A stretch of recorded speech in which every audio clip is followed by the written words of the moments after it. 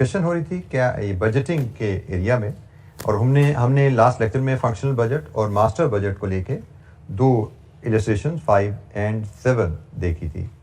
तो कोई issue functional budget और मास्टर बजट के एरिया को लेके? आज हमने एक इलस्ट्रेशन, कंप्रिहेंसिव इलस्ट्रेशन है कैश बजट की, उसको देखेंगे और उसके बाद हम फिर पास पेपर क्वेश्चंस पे मूव करेंगे। आज इस चैप्टर में थोड़ी सी डिस्कशन हमारी और भी रहती है, लेकिन वो पास पेपर क्वेश्चंस के बाद हम एंड में उसको देख लेंगे। फिलहाल हमें कैश बजट पे एक इलस्ट्रेशन देखनी है और वो है इलस्ट्रेशन नंबर 8। कैश बजट की illustration 8। Requirement: prepare a monthly cash flow forecast. Cash flow forecast कह दिया जाए, कैश बजट कह दिया जाए, हमारे लिए एक ही मतलब है, कोई इशू नहीं है। You should include business purchase and first 4 months of operations following the purchase. Business purchase करो और 4 महीने उसको चलाना है। इसका मतलब 4 महीने का आपको कैश बजट इनफ्लो आउटफ्लो का हिसाब किताब लगाना है, including business purchase.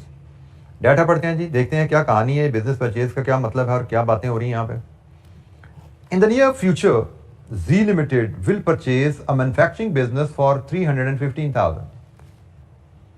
This price to include goodwill 150,000, equipment and fitting 120,000, and inventory of raw material and finished goods 45,000.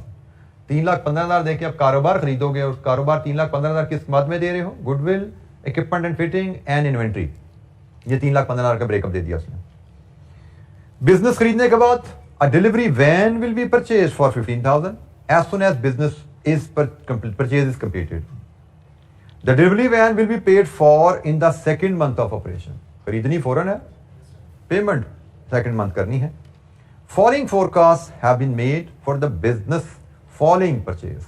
Business के बाद, खरीदने के बाद क्या किया जाएगा उसकी फोरकास्ट हमें गिवन है। Sales before discount, the business of the business single product at a markup of 60% on production cost will be. So जनाब 6 महीने की उसने हमें सेल दी हुई है ₹1000 में, और ये सेल्स वर्कआउट की गई हैं प्रोडक्शन कॉस्ट पर 60% मार्कअप के साथ।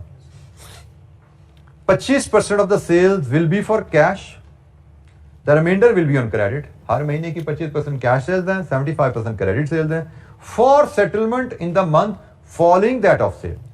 कैश सेल तो हमें पता है जिस महीने की सेल उस महीने पैसा आ गया, क्रेडिट सेल का पैसा उसने कहा जी अगले महीने आना है। A discount of 10% will be given to selected credit customer. Credit customer से पूरा पैसा नहीं आएगा, उनको कुछ डिस्काउंट दिया जाएगा। कितना डिस्काउंट? किन कस्टमर को? उसने कहा जी क्रेडिट कस्टमर कितने? Who represent 25% of gross monthly sale. हर महीने की ग्रॉस मंथली सेल के 25% के बराबर जो क्रेडिट कस्टमर होंगे उनको आप 10% डिस्काउंट देंगे। डिस्काउंट का मतलब रिडक्शन इन रिसीट, कम कैसे आएंगे, पूरे पैसे नहीं आएंगे आपको। Production cost will be 5 per unit, ₹5 per unit.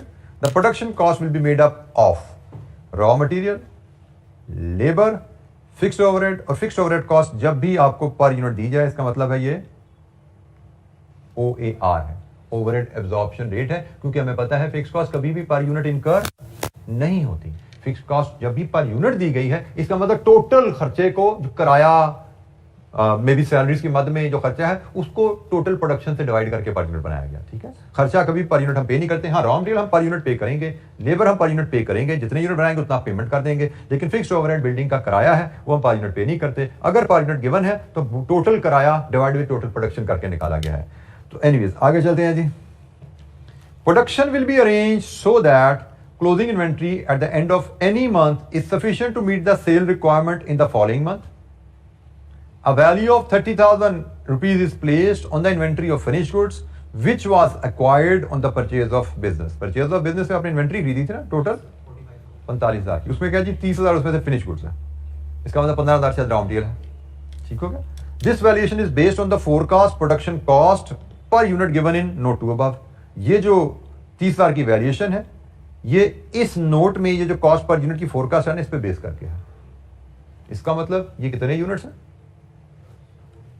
5 पर यूनिट के हिसाब से 30,000 रुपए की इन्वेंट्री का मतलब 6,000 यूनिट्स। ठीक है, तो उसने आपको तरीके से बताया कि आपने जब बिजनेस खरीदा तो 6,000 फिनिश गुड्स के यूनिट्स भी आपको मिले हैं। The single raw material will be purchased so that inventory at the end of a month is sufficient to meet the half of the following month's production requirement. Opening closing stock की requirements ने बता दी. Raw material inventory acquired on purchase of business 15,000 is valued at cost per unit that is forecast in 2 above.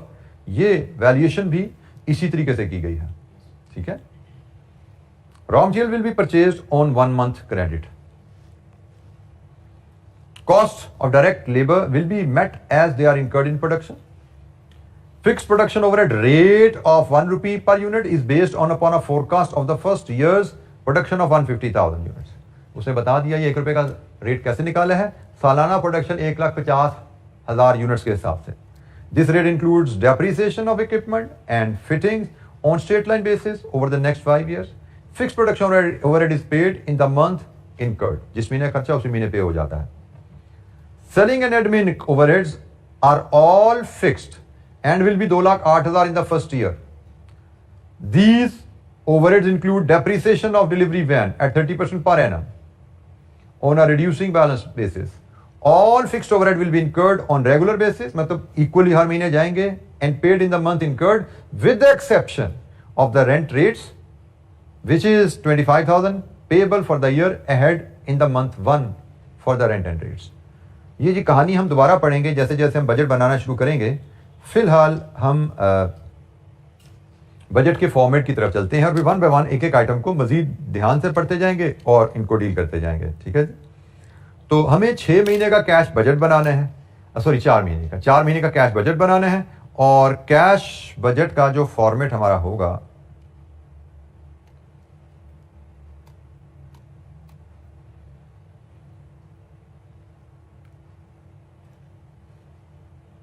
उसके लिए हम 4 column cash budget के लिए 4 महीने 4 column cash budget के बनाते हैं.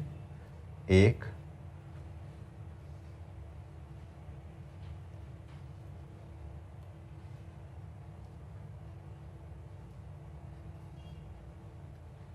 1 2 3 4. कैश बजट का फॉर्मेट आपसे ब्रीफली डिस्कस किया था. हम कैश रिसीट्स फोरकास्ट करेंगे. कैश रिसीट्स के हमें 2 आइटम्स तो क्लियरली नजर आ रही हैं. एक कैश सेल्स, एक क्रेडिट सेल्स. लेकिन इसके साथ ही क्रेडिट सेल्स में हमें डिस्काउंट का जिक्र भी किया गया. The discount is not a payment, that is reduction in the receipt. तो हम रिसीट में से इसको हम कम कर देंगे. तो हम चाहें तो यहां पे नेट रिसीट का एक सब टोटल ले सकते हैं. इसके बाद हम कैश पेमेंट्स पे चले जाएंगे.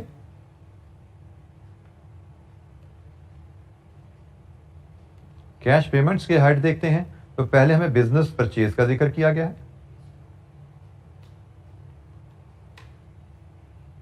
फिर हमें वैन डिलीवरी वैन की परचेज का जिक्र किया गया है.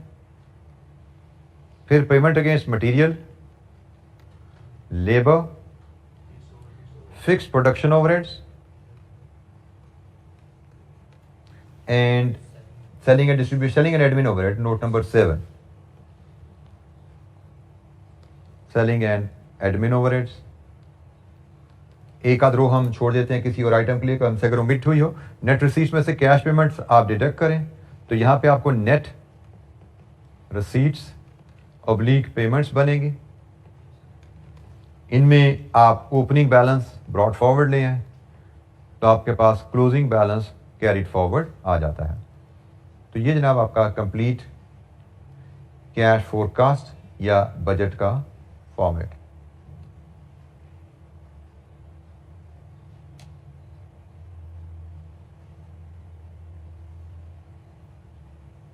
And in the absence of information, चूंकि हमें ओपनिंग बैलेंस शीट कंपनी की नहीं दी गई तो ओपनिंग बैलेंस ब्रॉड फॉरवर्ड हम यहाँ पे 0 फीड कर देंगे. ठीक हो गया. तो अब हम 1 बाय 1 आइटम्स को देखें. तो मेरा एक स्टाइल है जो मैंने पहले भी आपको बोला है, इजी थिंग्स फर्स्ट. जैसे बिजनेस परचेज की वैल्यू रेडीली अवेलेबल है. कितनी पेमेंट करनी है जी? 3,15,000. और यकीनन ये बिजनेस के स्टार्ट में फर्स्ट मंथ के शुरू में ही जाएगा. 3,15,000 ये चली गई जनाब. फिर आपने वैन परचेज करनी है फौरन ही. कितने की वैन परचेज करेंगे? 15,000 की. लेकिन पेमेंट फौरन नहीं करेंगे. परचेज तो फौरन कर दी, पेमेंट कब होगी? Second month. वो जनाब इसकी पेमेंट यहां पे आएगी. ठीक हो गया जी. बाकी सारे खर्चों का ताल्लुक तो कारोबार से है, तो कारोबार की तरफ चलते हैं और उसके लिए हम फिर सेल्स की तरफ जाना पड़ेगा। ठीक है, तो सेल्स रेवेन्यू की फिगर, कैश सेल की फिगर हमें सारी अवेलेबल है। 96, 96, 92, 96 हमें सारी कैश सेल्स की फिगर अवेलेबल है। तो 25% मैं यहीं पे लिखता हूं, 25% ऑफ मंथली सेल कैलकुलेट करते जाएं और वैल्यूज मुझे बताएं। जनवरी फर्स्ट मंथ की सेल 96, इसका 25 फर्स्ट मंथ में ही आ जाएगा। 24,000, 24,000, 23,000 एंड 24,000। कैश सेल्स हमारी 25% ऑफ मंथली सेल है। क्रेडिट सेल्स हमारी 75% ऑफ प्रीवियस मंथ सेल है, ऐसा ही है। तो मंथ 1 में तो कोई पैसा नहीं आना, क्योंकि मंथ 1 से पीछे तो सेल ही नहीं हुई, कारोबार हमने शुरू यहां से किया है। तो फर्स्ट मंथ के 75%, 72,000, 72,000, 69,000। चौथे महीने के सेल का पैसा जो 5वें महीने में आना है वो हमारे लिए रेलेवेंट नहीं है, हम तो 4 महीने का कैश बजट बना रहे हैं। अच्छा जी, अब डिस्काउंट के बारे में उसने कहा है कि 25% of previous month sale into 10%, ये लिखा ना उसने, ध्यान से पढ़िए। बजटिंग में बेटा आर्ट एक ही है, रीडिंग द क्वेश्चन केयरफुली, और मैं इसको कहता हूं translating statements into number. Statement से नंबर बनाने हैं। तो उसने हमें बताया वह है नोट नंबर 1 में टेबल के नीचे 25% of the sale will be cash. The remainder will be on credit for settlement in the month following that of sale. A discount of 10% will be given to selected credit customer who represent 25% of gross monthly sale. तो ये जो credit customer है, ये किस महीने की gross monthly cell से आ रहे हैं? इस महीने की ग्रॉस मंथली सेल कितनी है? 96। 96,000 के 25% के बराबर जो क्रेडिट कस्टमर है उनको 10% डिस्काउंट देना है। तो प्रीवियस मंथ की ग्रॉस सेल्स का 25% के बराबर जो कस्टमर है उनको 10% डिस्काउंट देना है। तो बेसिकली इसका 10% मैथमेटिकली बन रहा है ना। तो जनाब ये रिडक्शन डिस्काउंट की सूरत में आ जाएगी, ये रिडक्शन डिस्काउंट की सूरत में आ जाएगी, और यहां पे रिडक्शन डिस्काउंट की सूरत में आ जाएगी। लीजिए जी, now you can have your net receipts. Month 1 में 24,000, मंथ 2 में 93,600, मंथ 3 में 92,600, मंथ 4 में 90,700। लीजिए जी, हमारे पास रसीट्स की आइटम कंप्लीट होगी। कैश सेल से रसीट क्या है? क्रेडिट सेल से रसीट लेस डिस्काउंट, नेट पैसे कितने आएंगे मंथली बेसिस पे में? जी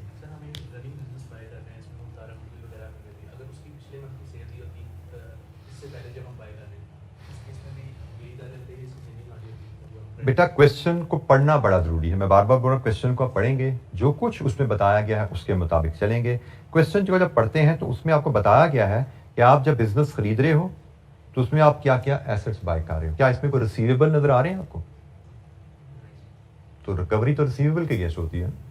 आपने जो बाय किया है गुडविल के against, plant and equipment, fixed assets and inventory, receivable है ही। अगर वो कहता है यहाँ पे रिसीवेबल है तो इट वॉज अंडरस्टूड उनकी रिकवरी आनी है और फिर उनका डिस्काउंट भी करना होगा जैसे बाकी उनका टाइम है। तो क्वेश्चन को ध्यान से पढ़ना है, इसी में सब कुछ मिलेगा आपको। बेसिक्स का फॉर्मेट है, उसके बाद क्वेश्चन रीडिंग है। ये आपका ओवरऑल बजटिंग की कहानी रहती है जी। रिसीट्स हमारी कंप्लीटली हमने हैंडल की। अब हम मटेरियल, लेबर, ओवरहेड्स की तरफ चलते हैं। मैं ओवरहेड्स की कहानी आपसे डिस्कस कर लेता हूँ। मैं वर्किंग ऑन फिक्स्ड ओवरहेड्स की बनाता हूँ, वर्किंग टू सेलिंग ओवरहेड्स की बनाता हूँ, फिर मटेरियल लेबर पे आऊँगा।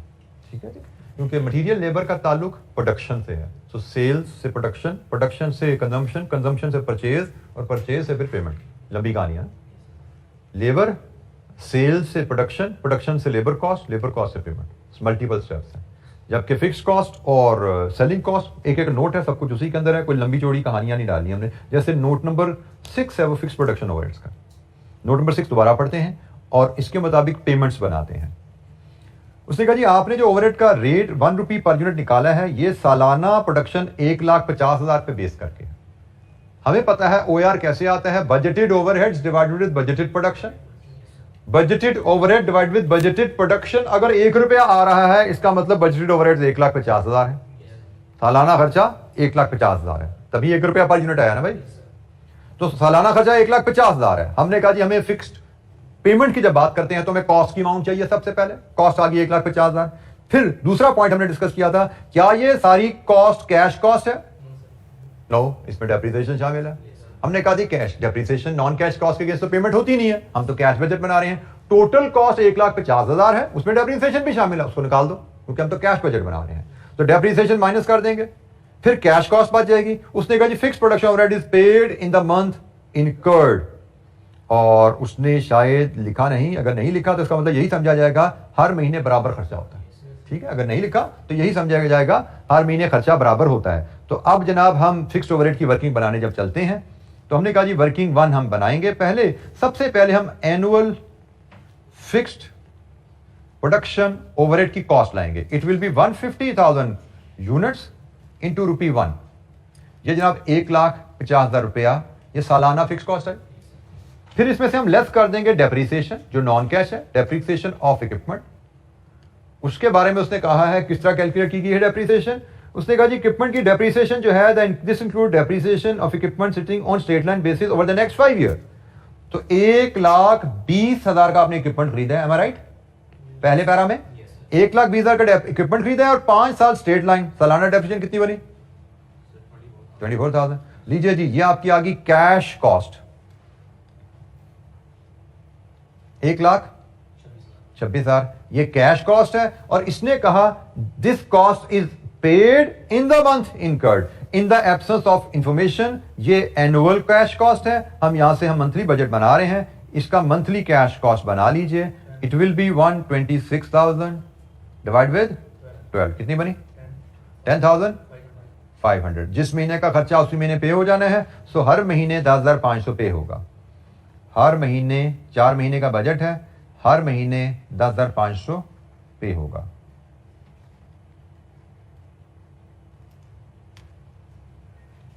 लीजिए जी फिक्स्ड प्रोडक्शन ओवरहेड्स की कैश पेमेंट्स। कैश बजट में मंथली कैश पेमेंट्स कैसे आएंगी? अब इसी अंदाज में सेलिंग एंड एडमिन ओवरहेड्स में हमने मंथली पेमेंट्स बनानी है। सेलिंग एंड एडमिन ओवरहेड्स की मंथली पेमेंट, उसके लिए हम पढ़ेंगे note number 7। Selling and admin overheads are all fixed and will be 208,000 in the first year। पढ़ते जाते हैं, उसको ट्रीट करते जाते हैं जी। Working 2, annual selling and admin overheads 2,08,000। क्या ये सारी कैश कॉस्ट है? क्योंकि कॉस्ट में नेक्स्ट क्वेश्चन यही आता है। These overhead include depreciation of delivery van at 30% per annum। तो मसला यह है कि कैश कॉस्ट नहीं है, इसमें डेप्रिसिएशन शामिल है, तो जनाब उसको लेस कर दो। लेस डेप्रिसिएशन ऑफ वैन, तो 15,000 की वैन खरीदी, 30% की डेप्रिसिएशन है, 4,500 लेस किया, तो ये जनाब आपके पास बच गई cash cost, annual cash cost. कितनी बची? 2,03,500। बिल्कुल उसी अंदाज में जैसे ऊपर किया था पैसे पहुंच गए। नेक्स्ट, क्या ये कैश कॉस्ट हर महीने बराबर पे होनी है? नोट पढ़ते हैं। उसने कहा जी all fixed overhead will be incurred on a regular basis, सारे खर्चे बराबर पे होंगे, and paid in the month incurred, जिस महीने का खर्चा उस महीने पे हो जाएगा, विद द एक्सेप्शन, एक एक्सेप्शन है, लेकिन वो एक्सेप्शन क्या है? Rent and rates 25,000 for the year ahead in month 1, 25,000 month 1 में पे हो जाएंगे। तो जनाब इसमें हम करेंगे क्या? Less rent and rates paid in month 1 25,000, बाकी कितना बचा? 178,500। ये इक्वल मंथली पेमेंट होगी, ऐसा ही है, इक्वल मंथली पेमेंट हो जाएगी। डिवाइड विद 12 कर दो, 14,875। अच्छा जी, मंथ 1 में ये भी जाएगा और ये भी जाएगा, लेकिन बाकी 3 महीने सिर्फ ये जाएगा। ठीक हो गया? ये मंथ 1 में जाना है और ये हर महीने जाना है, तो इसका मतलब मंथ 1 में 2 पेमेंट आ गई ना, तो मंथ 1 में 2 पेमेंट आ गई, 25 जमा 14 39 875 14 875 14 875 14 875।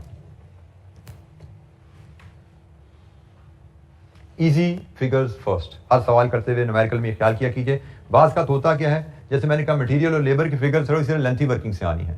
आप यहाँ पे पहुँचते हो और इनमें किसी वर्किंग पे स्टक हो जाते हो, इधर ही टाइम ज़ाया करके सवाल छोड़ के बीच में चले जाते हो, ये टाइम ज़ाया हो रहा है, ये सवाल नहीं हो सकता, आगे चलते हैं। इसलिए कोशिश करते हैं कि सवाल में गेज कर लेते हैं कौन सी वर्किंग ईजी और क्विक है, पहले उनको फीड कर देते हैं, फिर टफ वर्किंग पे आते हैं। टफ वर्किंग हो जाए ना हुई तो मैक्सिमम स्कोर तो हम ले ही चुके हैं जो इजीली हम कर सकते थे। हम इन फिगर्स को अज्यूम करके सवाल कंप्लीट करके आगे जाते हैं। अगर हमसे मटेरियल लेबर की में समझ ना ही आएगा, हम अज्यूम कर लेंगे फिगर ये 2 रुपये पर यूनिट है, 4 रुपये पर यूनिट है, और सवाल कंप्लीट करके आगे चले जाएंगे। यहाँ बता देंगे अज्यूम्ड, लेकिन इजी फिगर्स फर्स्ट पहले की होंगी, तभी हम मैक्सिमम स्कोर ले पाते हैं।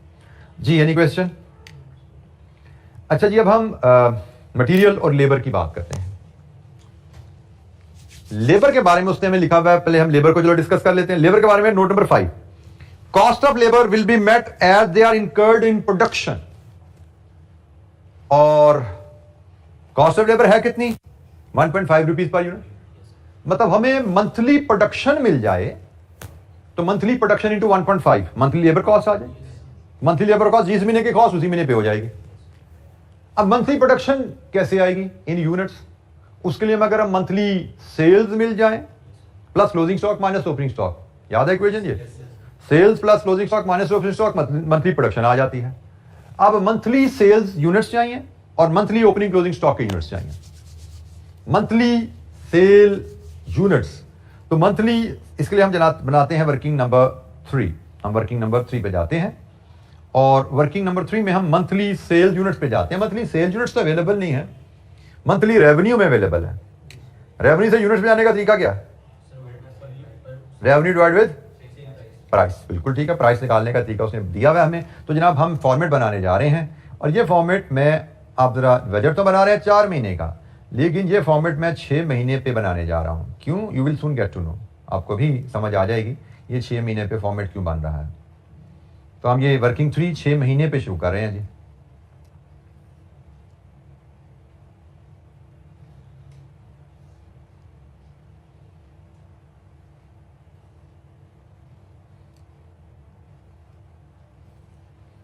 हमें मंथ वाइज 1 2 3 4 5 6, हमें मंथ वाइज सेल्स की फिगर रुपीस में गिवन है 96,000, 96,000, 92,000, 96,000, 100,000 and 104,000। सेल्स को अगर मैं डिवाइड करूं प्राइस पर यूनिट से तो मुझे सेल्स यूनिट्स मिल जाएंगे, और इसमें अगर मैं ऐड कर दूं closing stock of finish goods minus कर दूं opening stock of finish goods तो मुझे प्रोडक्शन के यूनिट्स मिल जाएंगे। अच्छा जी, sales price per unit. Price per unit के लिए एक इंफॉर्मेशन जो रेलेवेंट है वो है जी, एक तो नोट नंबर 1, सेल प्राइस हमारी है 60% मार्कअप ऑन प्रोडक्शन कॉस्ट, और नोट नंबर 2 जहां पे कहा गया प्रोडक्शन कॉस्ट है 5 रुपए, तो इसका मतलब 5 रुपए into 1.6, this is your price, मतलब 8 रुपए। तो बताइए जनाब, सेल्स इन यूनिट्स क्या है? 12,000, 12,000, 11,500, 12,000, 12,500 एंड 13,000। ये जी हमारे पास सेल्स यूनिट्स आ गए। अब क्लोजिंग स्टॉक की बात करें तो उसके लिए पढ़ना पड़ता है नोट नंबर 3। नोट नंबर 3 में वो कहता है production will be arranged so that closing inventory at the end of the any month is sufficient to meet the sales requirement in the following month. Closing stock at the end of the any month is sufficient to meet the sale requirement of the next month. तो month 1 का closing stock will be 12,000, 11,500, 12,000, 12,500, 13,000, इसका closing stock not known, not known, छोड़ दो इस column को, हमें तो वैसे ही 4 महीने का बजट बनाना था ना, तो ये कॉलम का क्लोजिंग स्टॉक अवेलेबल नहीं, इस कॉलम को छोड़ दो, कोई इशू नहीं। ये कॉलम बेसिकली हमने बनाया इसलिए था, ये इसके क्लोजिंग स्टॉक के लिए बनाया था हमने कॉलम, ठीक है। तो इस कॉलम का मकसद खत्म हो गया, फारग करो इस कॉलम को। अच्छा जी, जो एक पीरियड का क्लोजिंग स्टॉक होता है वो नेक्स्ट पीरियड का ओपनिंग स्टॉक होता है, नेक्स्ट पीरियड का ओपनिंग स्टॉक होता है। तो जनाब ये लीजिए जी, ओपनिंग स्टॉक भी आ गया हमारे पास, एक सिर्फ फिगर मिसिंग रहेगी, ओपनिंग स्टॉक ऑफ मंथ 1। और ओपनिंग स्टॉक ऑफ मंथ 1 पे हमने बात की थी इसी नोट नंबर 3 को पढ़ते हुए, इसका दूसरा जुमला पढ़ते हुए, a value of 30,000 is placed on the inventory of finished goods which was acquired on the purchase of the business, this valuation is based on the forecast of production cost per unit given in note number 2। यहां पे हमने क्या बात की थी, business के साथ हमने जो फिनिश्ड गुड्स खरीदे हैं वो कितने यूनिट खरीदे हैं, 6,000, बिल्कुल ठीक है जी। हमने बात की थी 30,000 रुपए का स्टॉक खरीदा है, 5 रुपए पर यूनिट के हिसाब से इसकी वैल्यू निकाली गई है, तो ये जनाब 6,000 यूनिट का स्टॉक है, ये हमारा ओपनिंग स्टॉक आ गया। जैसे आप डेटर्स की बात करते हैं ना, डेटर्स तो नहीं गिवन थे, फिनिश गुड्स का स्टॉक अवेलेबल था, हमने ले लिया, तो अब हमें यहां से प्रोडक्शन मिलती है। तो मंथ 1 की प्रोडक्शन 18,000, मंथ 2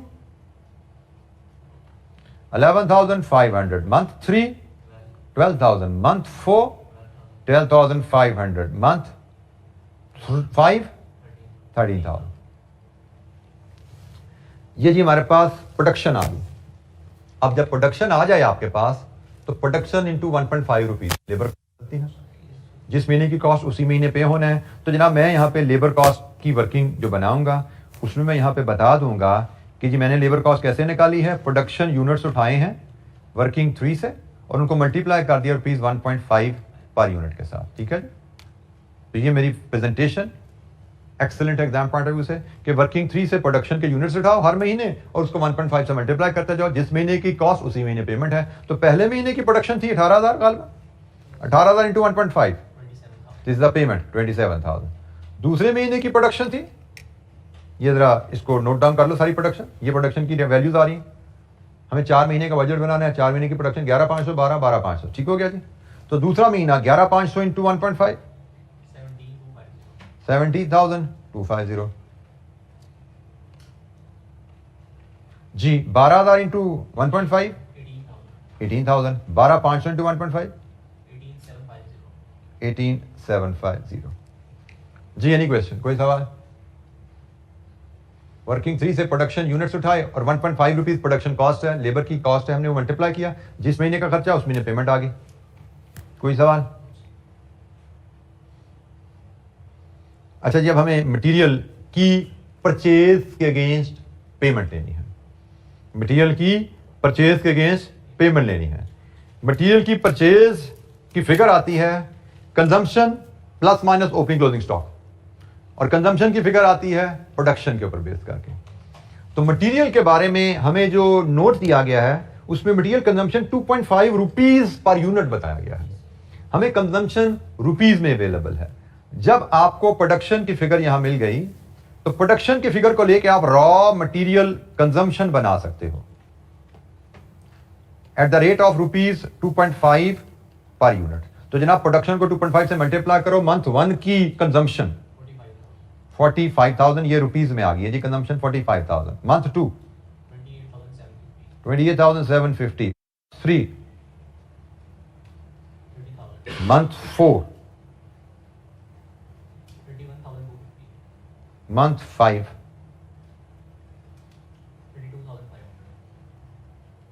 और इसी इक्वेशन को आगे एक्सटेंड करें तो plus closing stock of raw material minus opening stock of raw material is equal to raw material purchases, यही है ना इक्वेशन।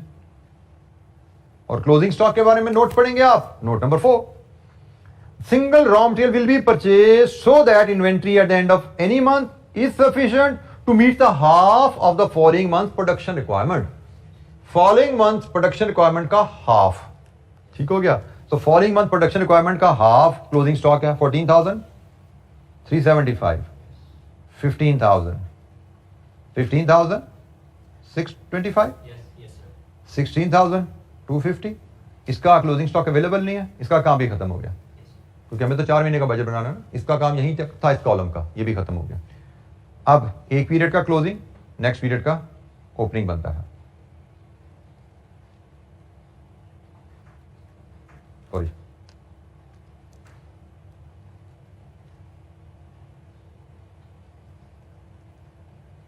और मंथ 1 का ओपनिंग कितना है? 15,000 गिवन है क्वेश्चन में, 15,000, क्योंकि टोटल इन्वेंट्री 45,000 की थी, 30,000 की फिनिश गुड्स की थी। नोट नंबर 4 में बताया गया 15,000 रॉ मटेरियल था। लीजिए जी, यहां से रॉ मटेरियल परचेजेस की फिगर बता दीजिए। Month 1 44,375, month 2 29,375, month 3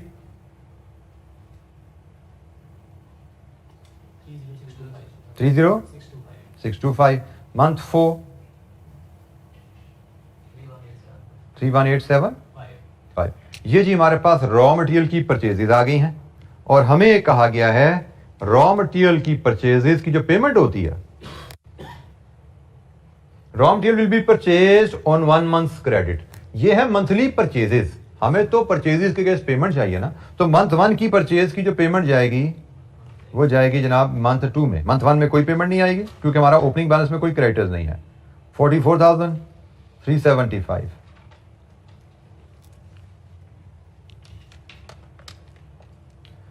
29,375 and 30,625। अब 4th मंथ की परचेज की पेमेंट 5th मंथ में जानी है, वो हमारा बजट ही नहीं। हमारा बजट यहां पे कंप्लीट हुआ जी। Any question?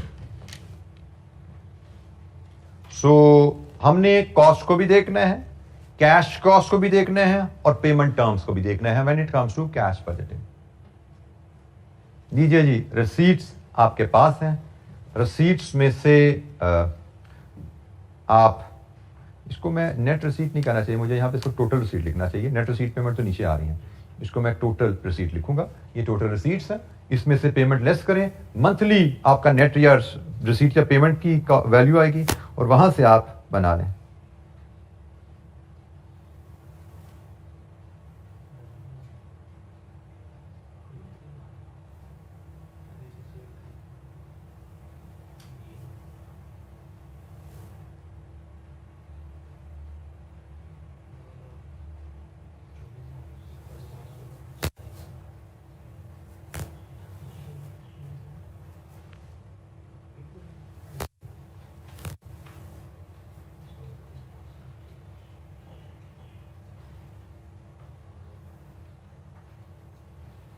जनाब नेट रिसीट और पेमेंट मंथ 1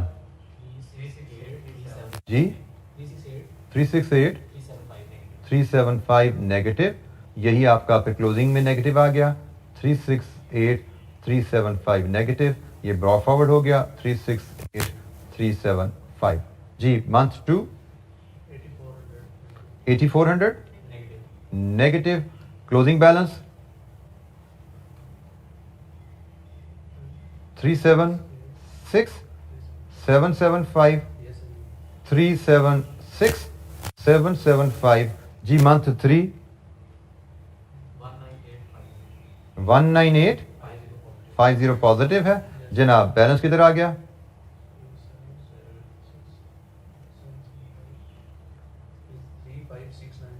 925। लीजिए जी, ये आगे गया 356925। मंथ 4 का नेट 1595 पॉजिटिव, क्लोजिंग इज 340 975। लीजिए जी, cash budget is ready.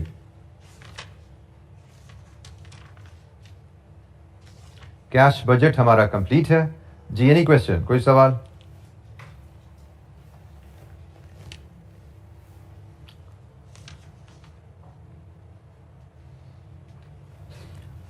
Part A was prepare monthly cash budget for the first 4 month, वो हमने ले लिया जी।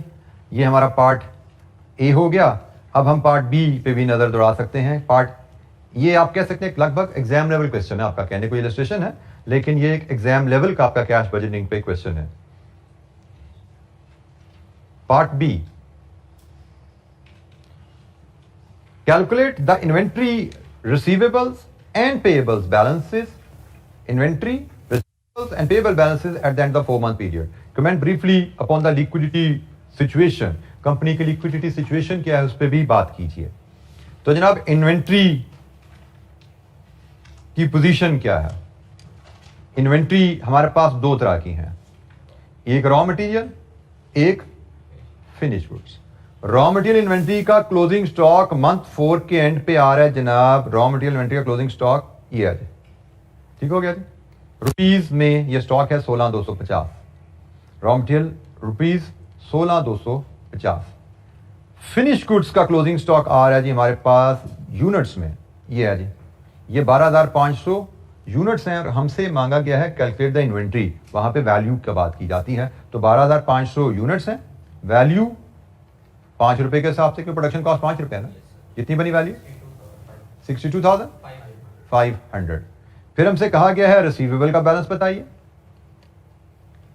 रिसीवेबल में हमारे पास सिर्फ मंथ 4 के एंड पे मंथ 4 की सेल का 75% रिसीवेबल है, ऐसा ही है।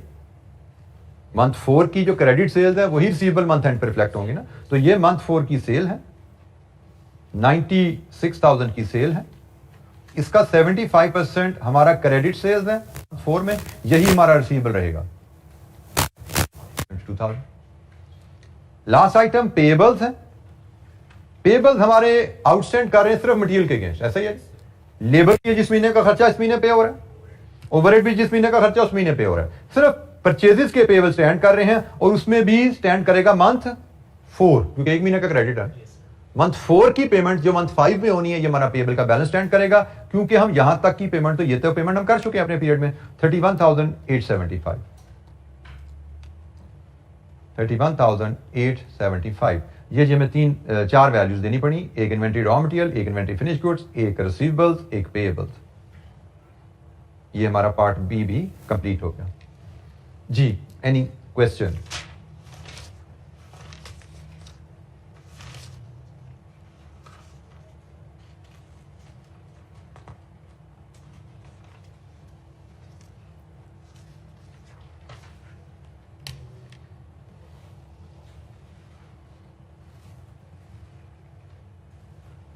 अच्छा जी, 5-7 मिनट है, क्वेश्चन तो खैर छोटा ही है, लेकिन चलें फिलहाल आज रहने देते हैं हम इसको। पास पेपर क्वेश्चन हमने शुरू करने हैं, कल से इंशाल्लाह शुरू करेंगे इन पर डिस्कशन। क्वेश्चन नंबर 1 ऑनवर्ड हमारे एजेंडे में जो क्वेश्चन है वो मार्क्ड हैं आपके पास पेज 147, 148 पे। इनमें से एक आध क्वेश्चन मैं रिप्लेस करूंगा, ठीक है। टोटल शायद 1, 2, 3, 4, 5, 6, 7, 8, 9 क्वेश्चन है। शायद हम 8 या 9 क्वेश्चन ही करेंगे, लेकिन एक आध क्वेश्चन मैं रिप्लेस करूंगा इसमें से, ठीक है, जो कि मैंने रीसेंट अटेम्प्ट और मॉडल पेपर के लिहाज से डिसाइड किया चेंज करना। तो आज के लिए इतना ही, बाकी इंशाल्लाह हम कल अपनी डिस्कशन को कैरी करेंगे। थैंक यू, अस्सलाम वालेकुम।